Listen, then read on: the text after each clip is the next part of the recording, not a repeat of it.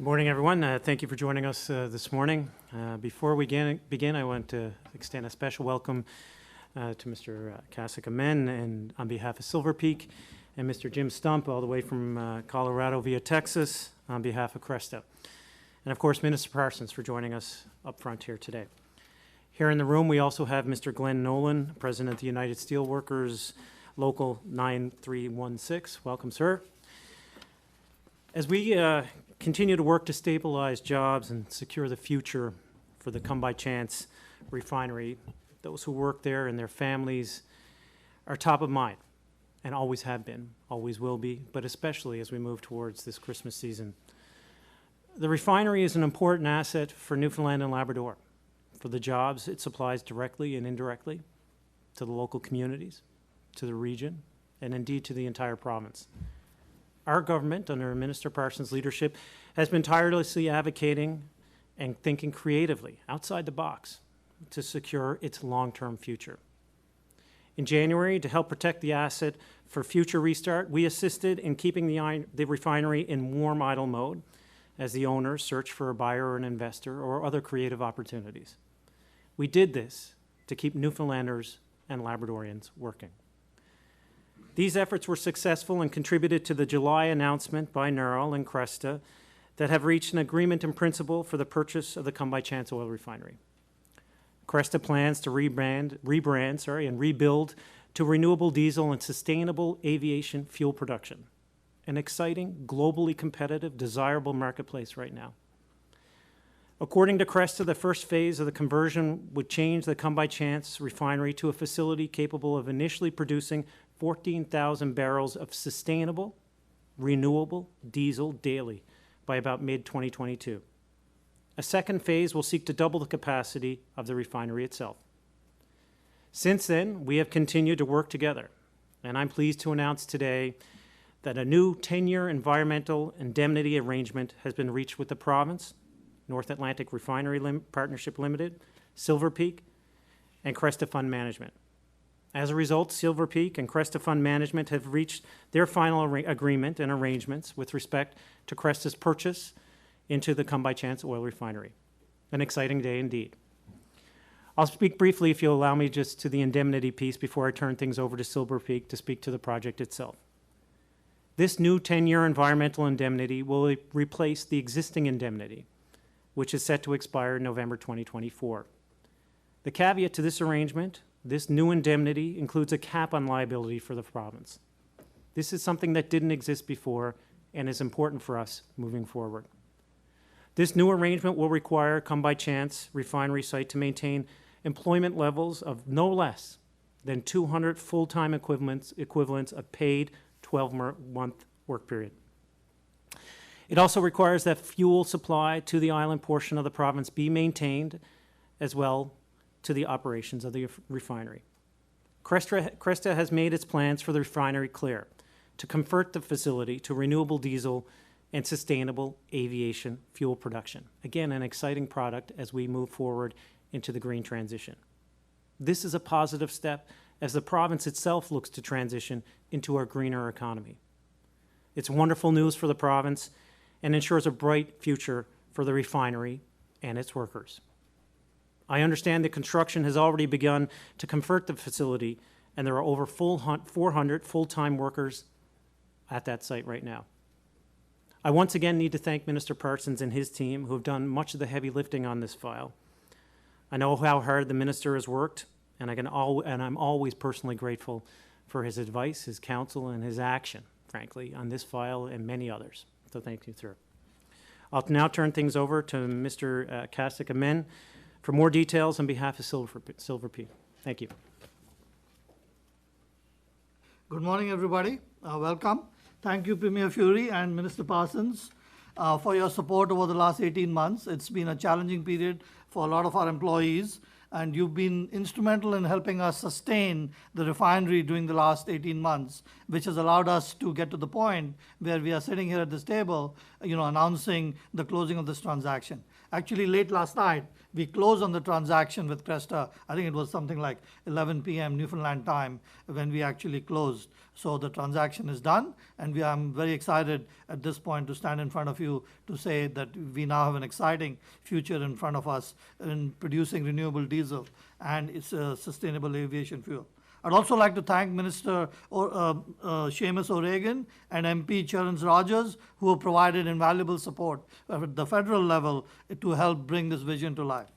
With all your support, and with thanks to our dedicated refinery employees and those working hard on construction at the site, as Premier Furey said, we have over 400 full-time employees today implementing construction. We took a bit of a leap of faith, several months ago that the transaction would close with the help of the government, and so we started investing in conversion even before the transaction closed. So we are very far along in terms of the first phase of the project, which should go online sometime in the middle of 2022.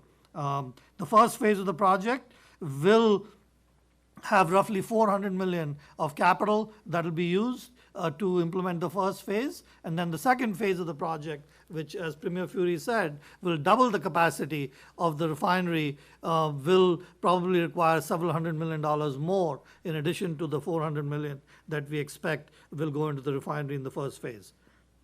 By converting the refinery to renewable diesel and sustainable aviation fuel, we are ensuring the long-term sustainability of the refinery and the facility for the people of Newfoundland and Labrador, as well as for our own staff. So just to give you a little bit of history, some of you may not be familiar, we acquired this facility in terms of Silverpeak's acquisition back in 2014, November of 2014. The previous owners had announced the shuttering of this facility because they were not able to run it profitably. We invested about $400 million over the next 6 years after we acquired the refinery, and we expanded production from roughly 90,000 barrels per day of oil processing to 135,000 barrels per day before COVID hit. Obviously, COVID threw a wrench in the plans. We had a lot of plans in terms of running the facility purely as an oil refinery. However, today, it's no longer economic to run the facility as an oil processing facility, though things can change, and we still have the optionality to, in the future, be able to revert back to oil processing, plus the sustainable aviation fuel / renewable diesel, and that remains a possibility down the road, but that obviously is a function of what happens to market conditions. So in any case, the similar sort of phenomenon is what we expect at the renewable diesel facility. We initially, when we bought the refinery, were only producing 90,000 barrels per day. We expanded it by 50%. And we have similar things that we have in terms of our plans down the road, in terms of phase 1, phase 2, and phase 3. And it shows our excitement around the project that Silverpeak will continue to maintain a significant minority position in the asset on a going forward basis. So we are not, you guys cannot get rid of us. We'll be there for the long term in terms of ownership of the facility. So we're very excited about the next phase in partnership with Cresta. Our collective efforts will contribute to Canada's global climate change agenda while making significant economic contributions to the province of Newfoundland and Labrador. At this point, I'll invite Jim Stupp to speak on behalf of Cresta. Jim, as Premier Furey said, comes to us from Texas. He was previously the head of refining for HollyFrontier. He has a lot of experience around renewable diesel, and he will be responsible for the day-to-day implementation of the project and running the facility going forward. Jim? Thank you, Kaushik. As Kaushik pointed out, the Come By Chance refinery has a long and somewhat tumultuous history. Exactly 50 years ago, construction started at the facility, and over the years, it's seen a lot of ups and downs, but last year's down was about as tough as they could come. A lot of people were hurt by that, and some of those people are still hurting. The institution lost many great employees, and we'd be wrong to sit here in front of you and not acknowledge that today. But then so many of the people represented here today came together to spark a new vision, including our employees, our union leadership, our government leadership. Every single group recognized an opportunity to build on the foundation that's put together in Come By Chance over the years in a way that would not repeat the ups and downs of the past, but would instead chart a new and sustainable future.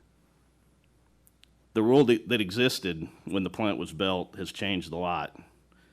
And to thrive, we can't just continue to do the things we've done over the last 50 years. But Come By Chance can thrive by preparing for the next century and doing that in a way that embraces change and endeavors to reduce our impact on our environment. Cresta is a firm that seeks to enable great things. We don't invent things, we don't force them to happen, we facilitate them.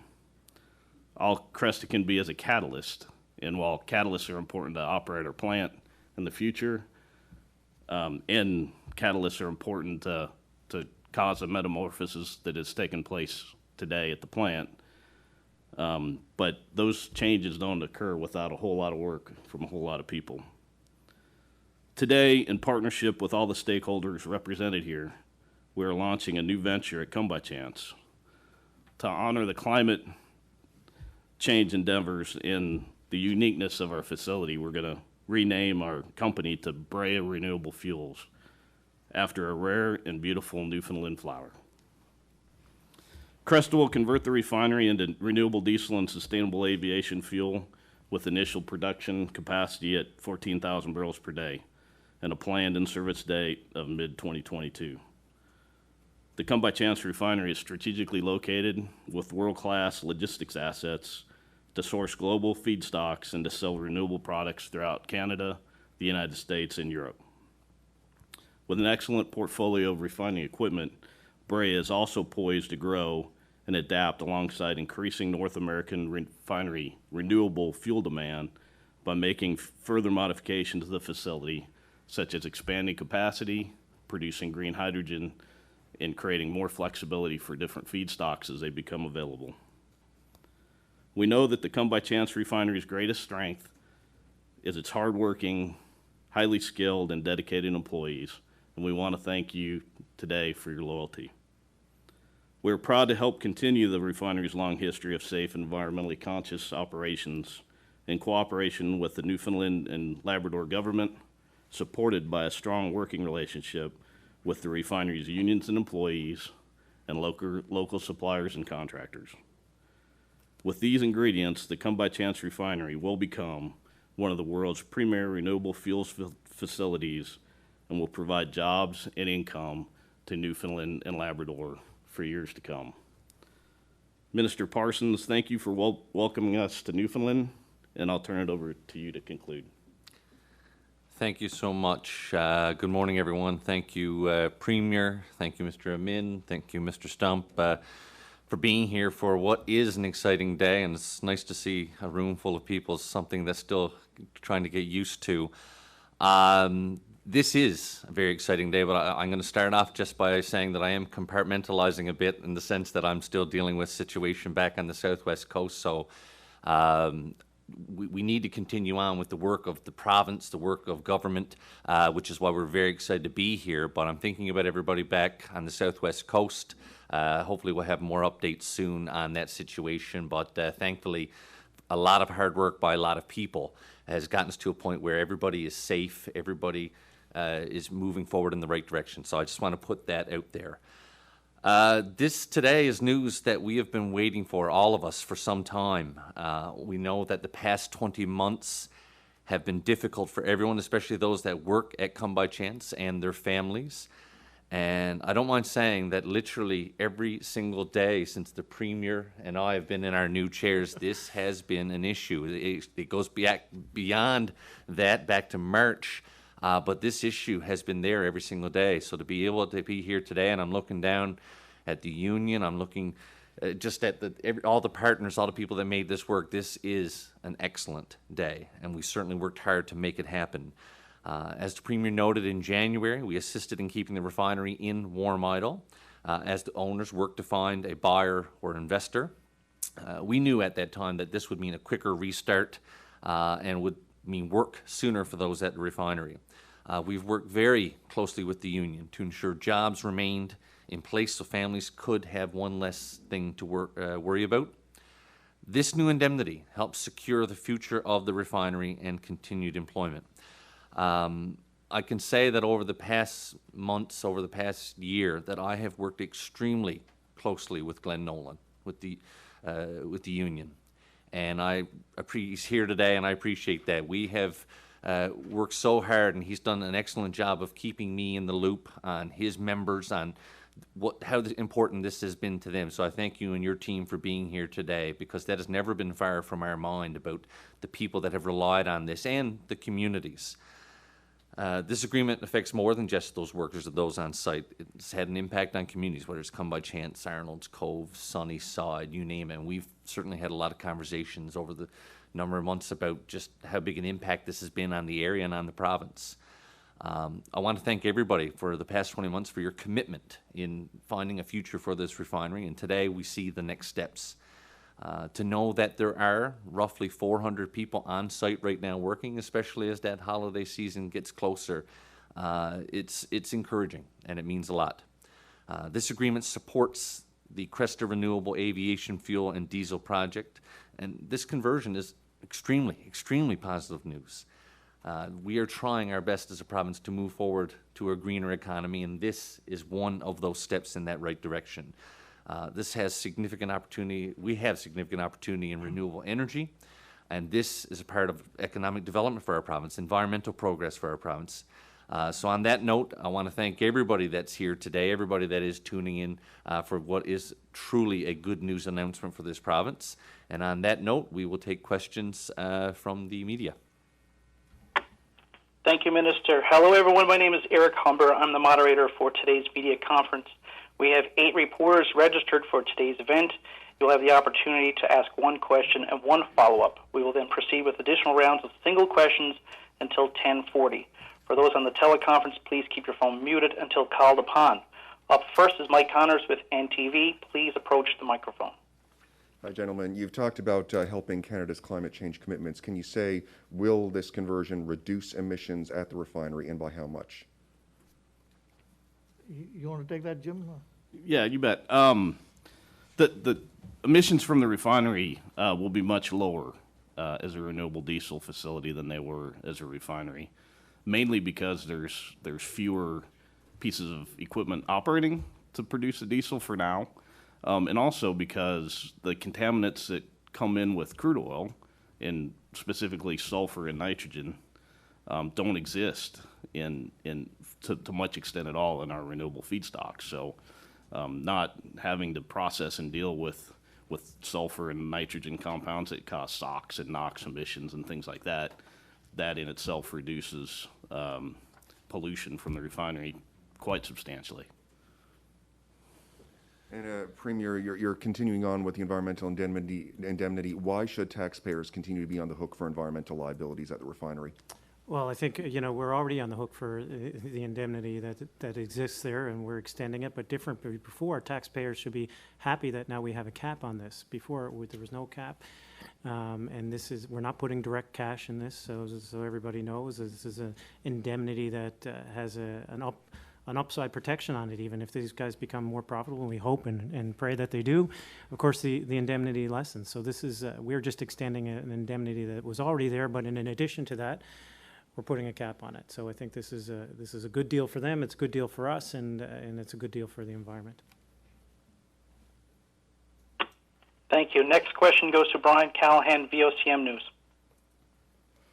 Good morning. What does this mean for the supply of fuel going forward to the province? Will that still have to be imported? And the extra 5 cents that's on gas right now, what does that mean for that? Yeah, go ahead, Jim. So certainly, and again, I'll defer to my friends as well if they want to jump in on this after, but obviously this does mean that fuel will continue to be imported. And again, the 5 cents, while we've said on repeated occasions that this is a decision of the regulator, the PUB, this is something that they will have to continue to look at. So I mean, that issue is not going away. I know it's still an important issue, certainly. But again, fuel will continue to come in from the various importers. I don't know if there's anything else that perhaps Kashik or somebody would like to say on that issue.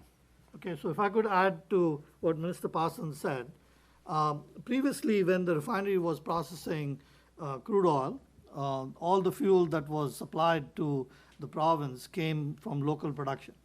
So there's basically no transportation costs, there's no cost of holding inventory, and so on.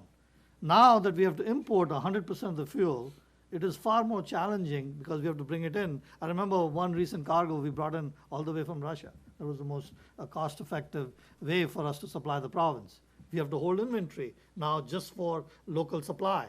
We have to segregate the different products. We have to hedge all these products. Just think about what happened to oil prices on Friday. If you held a fair amount of inventory, on a typical day we hold 1 million barrels of inventory just to provide security to the province. And imagine if things drop by $10 a barrel, you're out $10 million, right? So you have to hedge that inventory. That costs money. So the PUB took all that into account and gave a price increase associated with all these additional costs for importing the fuel, which did not exist before. In fact, the PUB only gave a partial increase in price because they wanted to do more work, and they are continuing to evaluate all the costs and so on.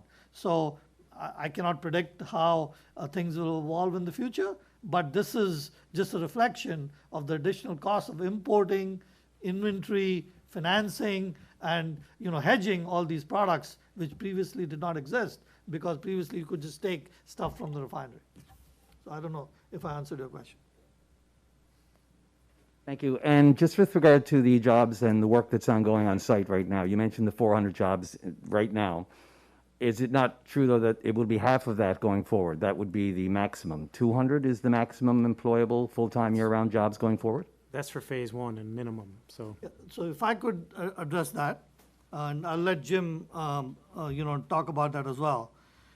So that is a commitment that we have made in the Environment Indemnity Agreement. However, let me give you a little bit of the history of what has happened in the past and a vision for the future.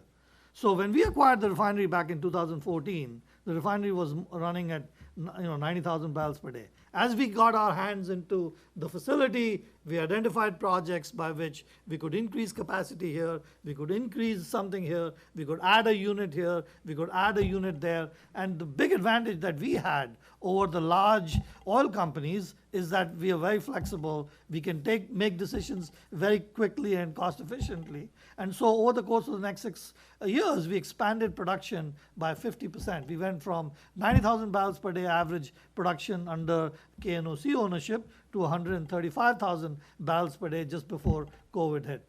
My anticipation, and I'll be very, very surprised if this doesn't turn out to be the case, that not only will we have the phase one that is currently in, being implemented, we'll have a phase two, which will double the capacity, and there's already a phase three that has been scoped out, right? So that's just a manifestation of, the kind of people who are now in charge of the asset and who are looking at ways to optimize what is a world-class facility. The one thing that you have to appreciate, as Premier Furey said in his speech, is that the facility has some incredible positive attributes. It has a world-class 50,000 barrels per day hydrocracker, which is the reason why you can do this renewable diesel conversion, and it has a lot of capacity to increase production and a lot of flexibility that comes, which frankly a lot of refineries in the world don't have.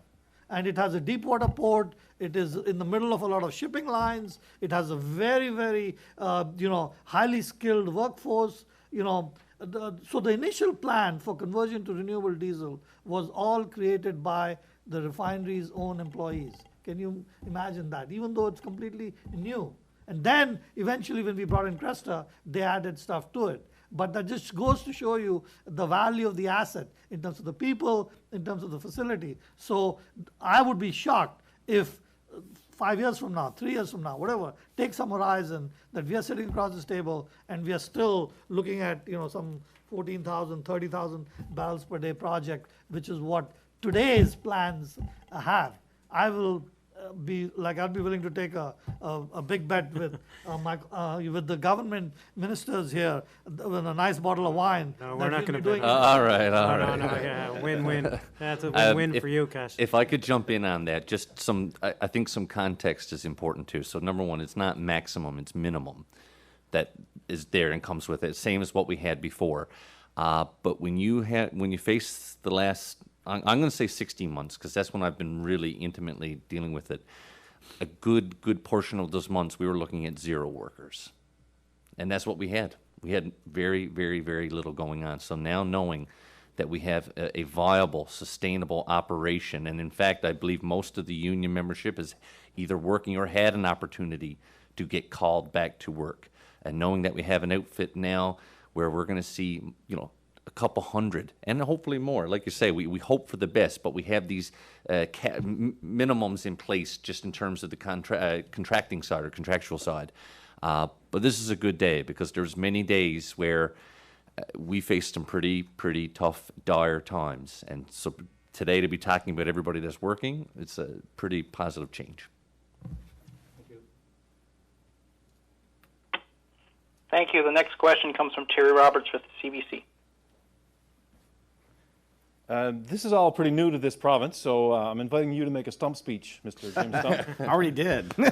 Can you explain to us what is renewable diesel and sustainable aviation fuel? Where does all that come from? How are you going to produce all this? Yeah, that's a great question. So the idea behind renewable diesel is it comes from feedstocks that consumed carbon to grow. And when you think about plant matter, when it comes to some of the animal byproducts that people run to make renewable diesel, it's carbon-free feedstock. So the idea is the plant grew, consumed CO2 from the air, and then when it is converted to fuel and burned, it releases CO2 back into the air, but it's a balance. Whereas with petroleum oil, it's CO2 that will never be released unless we convert it and burn it. So that's why it's renewable, and that's sort of the feedstocks it comes from. People, I think, are familiar in Canada. It's been a product in the U.S. for a very long time, a product called biodiesel. We distinguish the product we make from biodiesel by calling it renewable diesel, simply because it's made with a different process. And frankly, renewable diesel is a premium fuel compared to biodiesel, and it's molecularly identical to diesel. It's made from petroleum crude oil, and so it can be burned at 100% in a diesel engine. It can be transported in pipelines, and in fact, the cetane index on this stuff is like 70, which not everybody's an expert on diesel fuel, but minimum cetane for petroleum diesel is like 42, and this stuff's 70. That's a quality of combustion of the diesel product. So it's a inherently better product than even petroleum diesel, and it's made from feedstocks that keep the carbon cycle in balance, other than the cost of the CO2 that's generated to sort of produce and transport the fuel. Especially exciting in the aviation marketplace, because we all like to dream about electric planes, but that's a long ways away with the heavy batteries and everything else. This provides an opportunity for a starved marketplace for a cleaner option for aviation fuel than currently exists, and it's an exciting marketplace, I think, to be playing in right now. And that makes me think of a follow-up answer, because the second piece you asked is, what is aviation, sustainable aviation fuel? So a lot of people probably know, not everybody, but diesel and kerosene and jet fuel are names we call generally the same stuff. Kerosene and jet fuel are made from the same molecules, and either of those products can also go into the diesel fuel market, both for traditional petroleum diesels and for new renewable diesels. So jet fuel is simply the lighter component of the product we'll make, and we just fractionate it out to become jet fuel. There's some tweaks we can make to make more jet fuel, but it's sort of interchangeable. But the nice thing about these processes is our feedstocks inherently produce the right boiling range or the right molecules to produce either jet fuel or diesel. there's very little byproduct.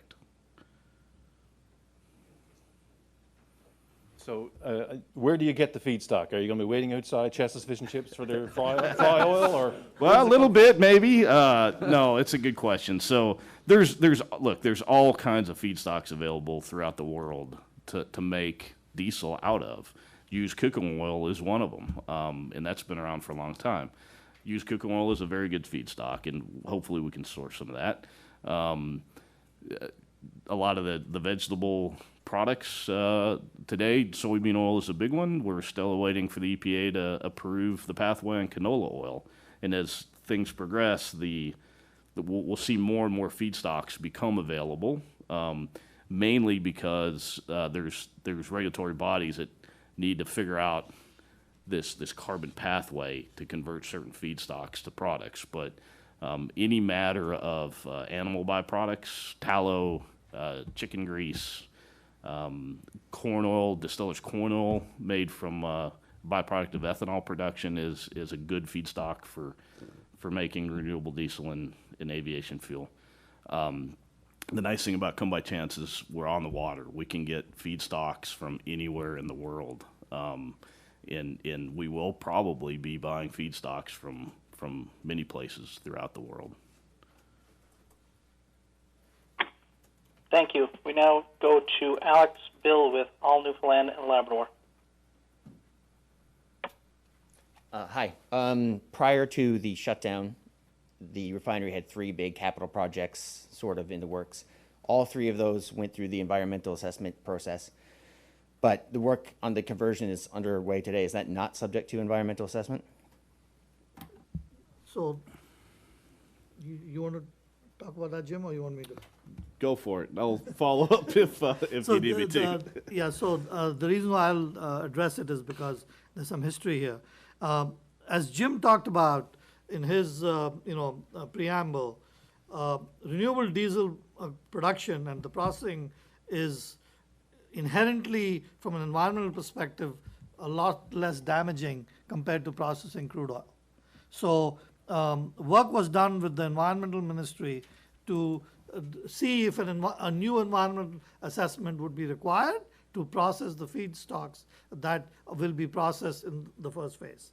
So since we are currently only implementing the first phase, which is a much simpler process, we were able to sort of demonstrate that a new environmental assessment was not necessary. And so that will last through the first phase. Now, the second phase will have a little bit more complexity, and so we have to see where that lands. But so far, because of the much simpler process and the lot less pollution that the simpler process creates, we did not need to go through a detailed environmental assessment, which would have been necessary if we were building like a coker or something more complex in the oil refining space. Jim, you want to? No, you said it very well. I mean, the pollution components from refineries are essentially about 4 different things, maybe 5. CO2 emissions, which of course we're trying to help globally with our product. NOx, nitrogen oxide components, SOx, sulfur dioxides, VOCs, which are light hydrocarbons that tend to evaporate, in a few other things. Particulates are something that can be emitted from a refinery. And if you look at all of those things, from when it was a refinery to our new operation, every one of those categories is greatly reduced in the future. We fire our heaters less, so we produce less CO2. As I said, there's much less, if any, nitrogen, sulfur in our feedstock, so we quit emitting those pollutants.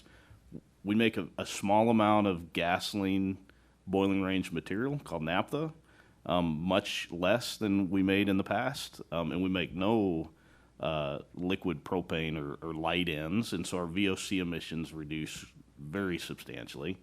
And so across the board, as Kaushik said, our emissions reductions go down drastically, and my understanding is the environmental assessment really takes into considerations new or substantial increases in emissions. So an extensive consultation process we went through with the environmental department to demonstrate the things that Jim talked about. And so we are in pretty good shape on that front. And my next question's on profitability. How do the crack spreads on this product compare to your prior diesel and distillates, everything else you produced? Because you're looking at about 10% of the production to start, but a lot of CapEx and about half the employment. So when does Braya get to the black? So renewable diesel is very expensive to produce. Everybody I know is shocked by today's gasoline prices. And I drive a diesel pickup truck, so diesel is pretty expensive even in the U.S. Renewable diesel is that much more expensive to produce. So to produce it here and sell it as diesel at the fuel pump, any company producing that diesel would lose a lot of money. What's the profit in renewable diesel? It's a potpourri of incentives provided by regulation to incentivize companies to produce the renewable diesel. So that varies depending on where you sell it, but certainly California is a target market right now because they have a mature low carbon fuel standard, and their carbon credits are worth a fair amount of money. So we lose money producing the diesel if we sold it as diesel at the local gas station, but the world wants low carbon. Right, the world is demanding now for us to reduce our carbon footprint, and so to do that, there's incentives built in to promote the production of this expensive fuel. I hope that answered the question. So we'll make money the day we start up, but that's how we make money. And so when you talk about margins, it's a very large negative margin out of the gate that's completely offset and then some by subsidies like low carbon fuel credits, RINs, which is the Renewable Identification Number supported by the RFS in the United States, blenders tax credits that governments are passing to promote, incentivize companies like us to do what we're doing. We are a private company. We wouldn't be investing if we didn't think it would be profitable. Today, the business, to Jim's point, the day we start production, it will be profitable. And supported, like I said, by clearly in Europe and North America, a public demand for this product. Thank you. The next question goes to Glenn Whiffen with the Telegram. Okay. Just wondering about the current workforce. Would they have to be retrained to do this new refining? Somewhat. The processes are very similar to what they used to be. That's why the conversion is fairly straightforward. We have very skilled maintenance employees that the maintenance is no different whatsoever. The operations is slightly different, but the operators are very experienced, so there will be some training and some new procedures. How different will the refinery, the equipment look at the refinery? You said that maybe it can convert back to oil at some point. So how much equipment turnover is there? So there's metallurgy upgrades. In some cases, there's some new equipment. One of the larger changes is the catalyst that some of the process units use. There hasn't been a conversion back to petroleum. So I certainly don't have experience with that, but it wouldn't be very difficult. It's very possible. A lot of refineries today, and my experience started with evaluating what's known as co-processing. So co-processing is actually a lot of refineries out there are doing it today in different process units, but it's commingling traditional petroleum feedstocks, crude oil, with renewable feedstocks. And so it's proven that it can be done, but certainly open for the future. Thank you. Our next reporter question is from Sarah with the Canadian Press. Hi there. does it impact our provincial carbon footprint by now having to import all of our fuel? Sorry, could you just repeat the question? It was a bit, was it how does it impact importing the stock? Well, no, like, do we have an idea of what level of greenhouse gas emissions are associated with us now having to import all of our fuel? So previously we used to produce, if I understand your question, previously we used to produce, fuel locally on the island. Now we have to import that. So there is a transportation, element to it, which was previously not there. And that transportation element has some, obviously, carbon dioxide implications. So that's just a fact of life, that, you're importing that fuel. And so, the carbon dioxide that's emitted from the ships, transporting that fuel to the island. I myself have not done those calculations, so I can't give you any precise numbers, but that's just the reality of, having to import it. We are an island. There's no other alternative. But Kaushik, in my view, we used to import a lot more crude oil in those ships, right? So I think in reality, CO2 from ships is probably reduced now than when we operated the refinery, right? Yeah, if you look at just Newfoundland as an island, the total carbon dioxide emitted by the island is going to go down dramatically because of what Jim said. Yeah. But you're just displacing it, right? You're taking that crude oil, let's say, from Hibernia that was coming to the refinery. Now it's going to Baytown or Bayway or to Russia or wherever, right? So that, from a global perspective, it's not really changing the equation that much. But just as an island by itself, absolutely. You're not processing 135,000 barrels per day of crude oil, which, round numbers, roughly 6-7% of that is consumed as fuel to process that, and so that is not being consumed. So to that extent, the carbon dioxide footprint of the island is going down dramatically.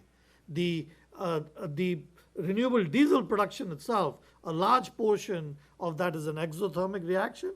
So the actual fuel that is consumed away from the feedstock is quite small. And so the carbon dioxide footprint of renewable diesel production is much, much smaller than, by much, I'm talking about like 80-90%. I don't know what the exact number is, Jim, but I believe it's something of that order, smaller than when you're processing crude oil. So again, looking at it in isolation, just purely the island of Newfoundland, the carbon dioxide footprint will go down dramatically. I'm not talking about a little bit, dramatically, but to be fair, some of it is being exported to other places where that crude oil is being processed. Thank you. And what are the impacts on our fuel security? Like, how many days worth of fuel would we have stored there at any one time? So if you look at the environmental indemnity that Premier Furey and Minister Parsons talked about, there is a clause in there about the fuel security, and we take that responsibility very seriously. Silverpeak will continue to own 100% of what we call NARL Marketing, which is the the entity that imports the fuel, and we also will own 100% of the terminal at Come By Chance, independent of the refinery through which we import the fuel. We have a full-fledged trading desk in New York, which sources all the products from wherever we can find the best quality and price. And I have no concerns around the fuel security of the island. We have plenty of storage. We are able to bring in fuel from all over the world to supply the province. And as you have seen, even though we shut down production 18 months ago, we haven't had a single issue, including things like propane.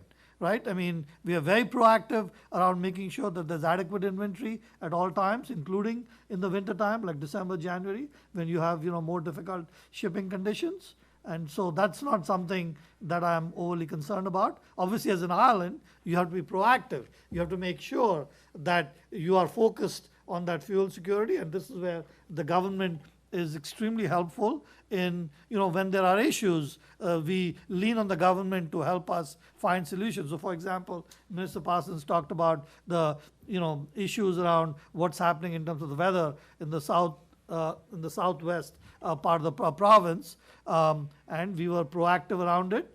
Minister Parsons was actively involved in helping us work with Marine Atlantic to bring in propane and so on. So again, as long as you're focused, you take your responsibility very seriously, there should be no issues. Thank you. Thank you so much. Next on the line is Rob Antle with CBC. Hi, I guess this question is for Mr. Amin. Back in 2014, before the last sale, the province identified the tank farm as the greatest environmental concern associated with refinery operations. Can you address what's been done to ensure those problems have been addressed and the in-service tanks have been inspected and are up to date and safe in accordance with industry standards now? So I don't have the exact numbers in front of me, but when we acquired the refinery back in 2014, like 80% of the tanks had not been inspected in their inspection interval. So we put together a long-term plan. There's only so much bandwidth you have to inspect and remediate any individual tank, right? So we put together a plan, and I think we have inspected and is it API 653? There's an API standard. I forget what the number is. Yeah. API 653? I think it's 53, 51 or 53. Yeah, so there's an API standard by which you inspect and then you repair tanks over time. And I think we've done that to like 25 tanks since we acquired the refinery. There's a total of something like 35 or somewhere around that many. I don't have the exact numbers off the top of my head. But it's an ongoing process. Every year you recertify and you work on a certain number of tanks. We have worked very closely with the Department of Environment. We are fully in compliance with all the rules and regulations around tank certification, but it's a continuing process. It's not something that you can just turn the switch in one fine day and just remediate every tank. So we have, like I said, remediated over 25 tanks under our ownership, and every year we keep adding to that list. I would jump in as well and say that all the tanks that we're repurposing for the project, and it's quite a few, every single one of them will, if it's not current with its inspection, it will be before we start back up. And my follow-up is, are there any plans to do anything about Tank 106? That's the out of service tank at the edge of the water there with the partially collapsed roof and the sludgy product inside, or is that going to be status quo going forward? So it's a part of the overall plan that we continue to remediate every tank, and there's a certain amount of work that is done on Tank 106, and it's a continuing process. I cannot give you a fixed timeline when that tank will be brought back into service, but it's something that is an important part of the maintenance plan of the facility, and it'll get done over a period of time. But even this year, we put in a fair bit of effort into removing some of the sludge in Tank 106. Tank 106 was the roof had collapsed even before we acquired the refinery, and we've been chipping away at it every year. And it's a complicated process, and you can see Glenn Nolan nodding his head over there in the back. And a large portion of the workforce has been involved in that. It's an ongoing process. Thank you. Is it a hazard right now? No. Thank you. Up next is Sheila with Bloomberg News. Hi there, good morning. I was just wondering, beyond the existing plan for renewable diesel, is there any other product you're planning in the subsequent rounds for expansion at this plant? And where are your target markets? I mean, is it only going to be limited to the province, or you're looking to also find export opportunities? You want to talk about that, Jim? Yeah, sure. So we've talked about the sustainable aviation fuel or renewable jet fuel that will become a product just shortly after we start the plant up. The only other so our plans are more of that through an expansion. The biggest opportunities are for probably different feedstocks as they become available. The only exception is we do make some naphtha that I mentioned earlier. The naphtha is gasoline type material, so we have some ideas on how we might flex that into producing some gasoline from the refinery, but that's just an idea at this point in time. Are you looking to kind of like engage in like waterborne exports, or you're more looking for within North America?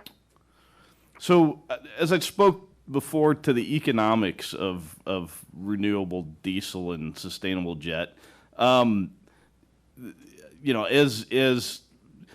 California is a big market now because they passed a renewable fuel standard, a low carbon fuel standard, I think about 12 years ago. 10 or 12 years ago. And so the way people implement these lower carbon programs are, over time they'd like to drive their CO2 emissions down from a state or maybe a province or a country. And so in the beginning of their program, the carbon credits aren't worth a lot because they're not trying real hard yet. And as time goes by, and they follow the curve down of where they want to be on their CO2 emissions, these credits start becoming more valuable. So, the market right now is California for the most part for North America, renewable diesel and jet. Jet's a little different story. There's some other incentives that are going to roll out on jet fuel. But, like I said, the stuff's expensive to make. So, really it's the market becomes where government passes regulation to provide incentives to produce. And so Canada's working on theirs now. And I would think that in the near future, hopefully for us and for Canada, Canada in Newfoundland and Labrador become a strong market for our renewable diesel. But the regulation has to evolve and the market has to evolve. Thank you so much. We now have time for one single round of questions. Up first will be Mike Connors with NTV. Please go ahead. That's the first. Date and time that. Michael doesn't have a question. Next would be Brian Callahan, VOCM. I'm wondering if you've yet sourced locally for feedstock. I'm sure some ears have perked up, depending on your capacity. And also, will we still see the flare from the highway? That's a good question.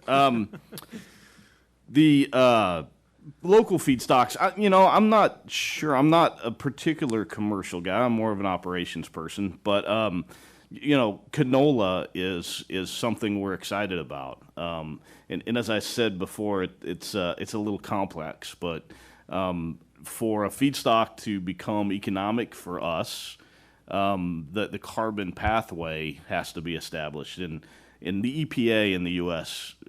Is sort of the entity looked at to establish these carbon pathways, and we're pretty certain the EPA will confirm the carbon pathway for canola oil in the near future, and so that's a big Canadian product, right? That's there's a lot of canola that's grown in Canada. So when you look at local feedstocks, when it comes to vegetable oils, you got to look at what's grown in the region, and a lot of the feedstocks right now for renewable diesel is soybean oil, and soybeans I don't think are a big crop in Canada, right? So a lot of that's U.S. and South America, and then kind of the same thing for the animal byproduct feedstocks, beef tallow, things like that. A lot of kind of U.S. slaughterhouse beef agricultural supplies there. And then the other big one's corn oil, distillers corn oil from ethanol. So those are sort of our feedstocks right now. And so there's not a lot of that locally yet. But I think canola oil will be the big one for Canada. I think it's good for farmers in Saskatchewan. No, I'm serious. We will be bringing in stuff via the Great Lakes for about 8 to 9 months of the year.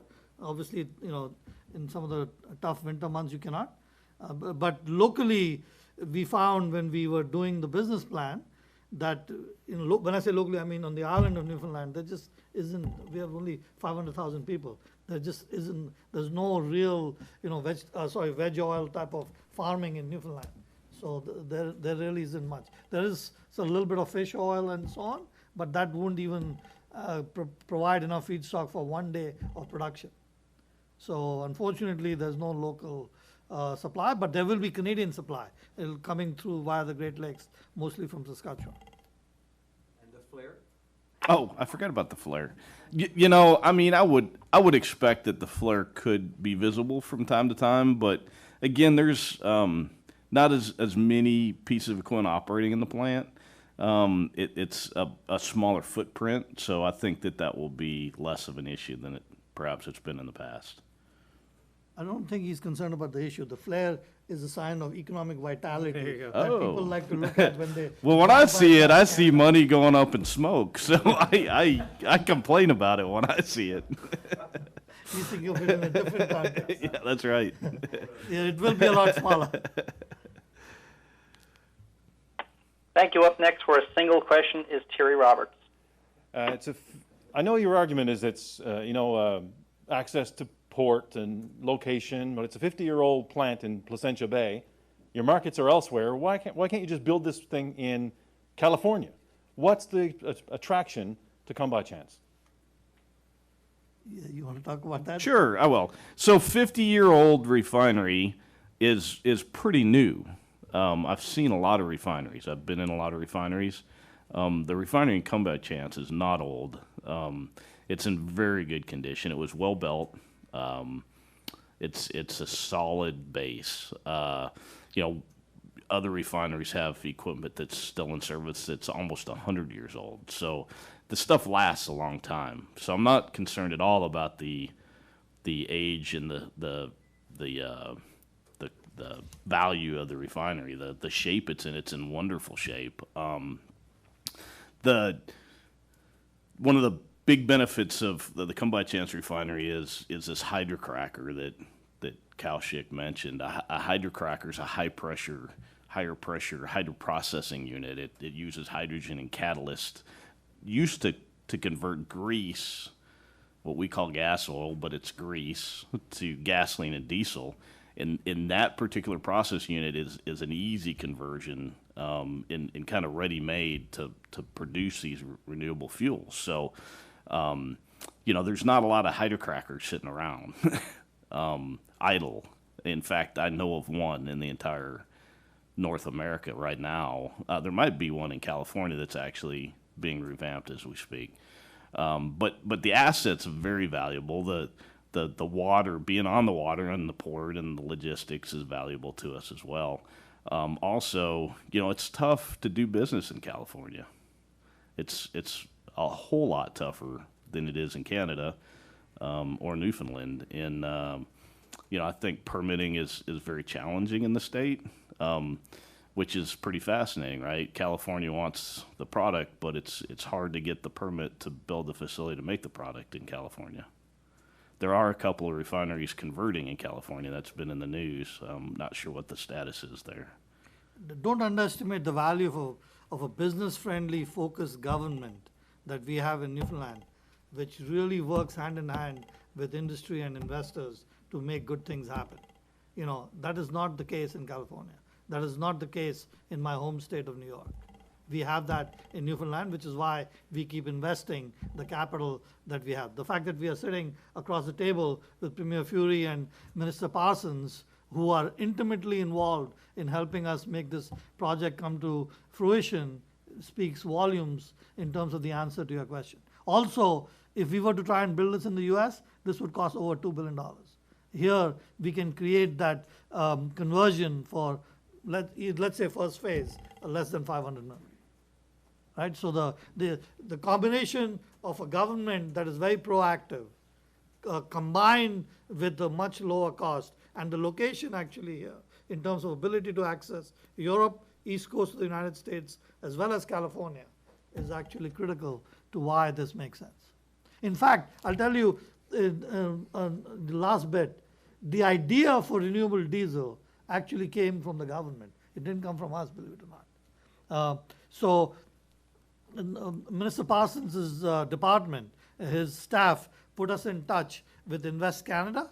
The guy who's head of Invest Canada, Daniel Dukes, he's for the Atlantic region. Daniel set up calls between us and a whole bunch of other investors. And in one of those calls, one of the investors started asking us about renewable diesel, and the light bulb went off. So you can give credit to your government that they actually initially sparked the idea to be able to convert the facility to renewable diesel. So this happened in November of 2020. It took us 2 or 3 months to, complete all the engineering work and come up with all the, the business plans. And then we went to Cresta, and then it took another 4 or 5 months to sign the deal with Cresta, and here we are today. So don't underestimate the value of having a proactive government that is actively involved in looking for solutions. You don't have that in most states in the United States. Thank you. Up next for a single question is Alex Bill with All Newfoundland and Labrador. Who's going to be running Braya on the ground day to day? Is that you, Jim, or is it Jetta Endelvodsen or somebody else? That is a bit up in the air. For now, it's me. I will not be a permanent site manager at Come By Chance. Yetta is no longer with us, so we have not, filled that role yet. And a little bit is, seeing what's to come and how much we're actually going to be doing over the next several years. So. We'll put that on pause, and we'll let you know here a little bit down the road. Thank you. Up next for a single question is Glenn Whiffen with the Telegram. Hey, Glenn. Just a quick question. Is the construction on timeline? Are you still planning for July summer opening? We are, yes. We hope to start up in August.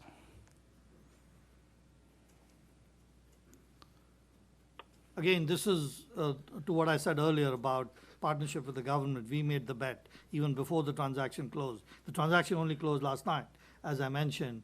And we started implementing the project several months ago, having the confidence that us and the government would come to a sensible solution which would allow Cresta to come in. So even before the transaction closed, we were implementing the project as far back as June or July, even before we actually signed the final deal with Cresta. So the project at this point is very far along, and which is why we can sit here and tell you that we expect to go live in terms of production by the summer of 2022. Normally, if you read the press in terms of other projects around the world, people cannot get these things done in a year. Why can we get it done in a year? That just speaks to the business-friendly nature of the province, the government, all the different partnerships with the union, with the employees, having a lot of the engineering talent in-house, and all these things come together. Why we can do these things in a very cost-effective way. And there's obviously some challenges in Newfoundland. The weather in December, January, February makes construction a little difficult. Transportation, it's an island, bringing in things and so on. But then it's more than balanced by some of the other positive attributes that we've discussed today. Thank you so much. Up next for a single question is Sarah from the Canadian Press. I'm good, thank you. Up next is Rob Antle from CBC.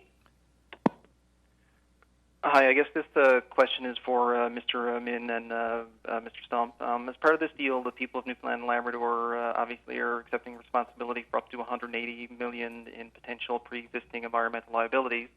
I mean, given that, will you commit to the public release of the environmental site assessment so taxpayers will know basically what they're going to be on the hook for? So we'll obviously comply with whatever regulations are applicable. Beyond that, we are a private company, so we have to make sure that everybody respects the private nature of the company.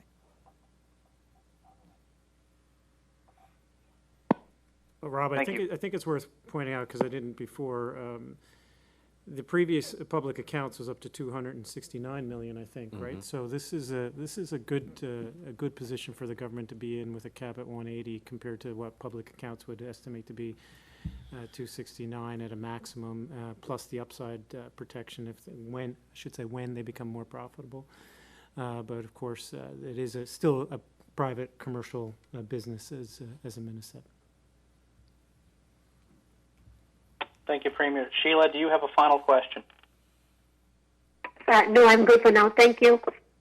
Thank you, everyone. The time for questions has concluded. Please forward any follow-up questions to the department.